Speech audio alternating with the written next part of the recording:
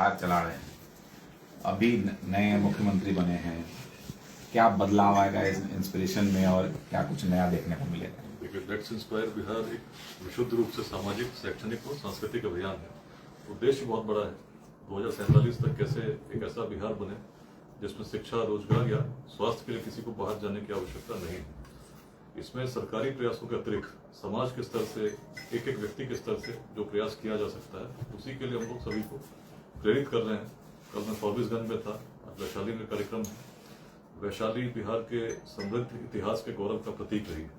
ये वह भूमि है जिसने कुछ नया सोचने की परंपरा को जन्म दिया, और जिस काल में कोई सोच भी नहीं सकता था कि शासक का पुत्र ही शासक होगा, उस काल में वैशाली ने ऐसा अपवाद दिया जो आज आधुनिक विश्व में प्रजातंत्र के माध्यम से हम जानते हैं, उस समय विश्व का प्रथम गणराज्य वैशाली उस रूप में स्थापित हुआ। तो यहाँ से मेरी विशेष अपेक्षाएं हैं, यहाँ के युवाओं से भी अपेक्षाएं हैं, और मैं चाहता हूँ कुछ नया सृजन वैशाली की धरती से हो, नए स्टार्टअप्स की क्रांति यहाँ से हो। इसीलिए आज अनेक कार्यक्रम यहाँ भी होने हैं। प्रयास बहुत सिंपल शब्दों में यही है कि हर व्यक्ति अपने अपने हिस्से के बिहार में परिवर्तन के लिए थोड़ा प्रयास करे। आज बिहार के 18 जिलों में 33 निःशुल्क शिक्षा केंद्र चलते हैं और लगभग 600 स्टार्टअप्स इस अभियान के साथ जुड़ी हुई हैं। हमारा प्रयास है कि हर जिले में कम से कम 5 स्टार्टअप ऐसे 2028 के अंत तक स्थापित हो जाएं इस अभियान के माध्यम से, जिनमें 100 लोगों को रोजगार मिलता हो। इसीलिए हर विद्यालय, महाविद्यालय में हम लोग संपर्क कर रहे हैं।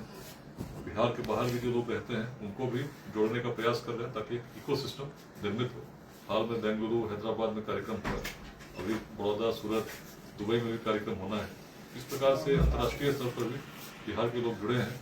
वैशाली के भी बहुत ऐसे लोग जो बाहर रहते हैं, और इनके माध्यम से अपने गांव में कुछ योगदान हो, इसके लिए हम लोग प्रेरित कर रहे हैं।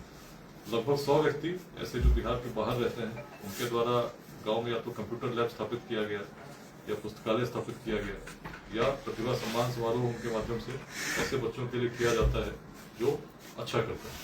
इन सभी का रिजल्ट यही है कि बड़ी संख्या में जो लोग ऐसा करेंगे, तो जो बड़ा गैप है बिहार और बाकी राज्यों में इकोनॉमिकली पर कैपिटा इनकम की बात करें, उसको हम कम कर सकेंगे, और 15% के ग्रोथ रेट के साथ बिहार को एक विकसित बिहार के रूप में 2047 तक स्थापित कर सकेंगे।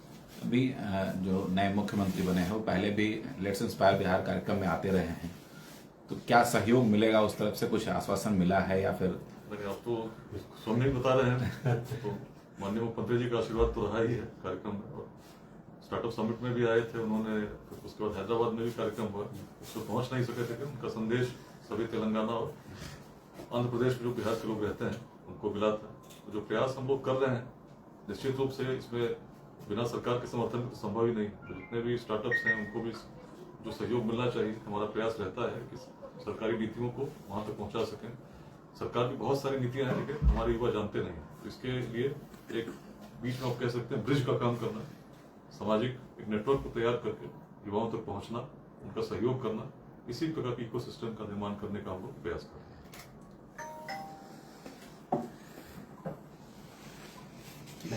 हैं।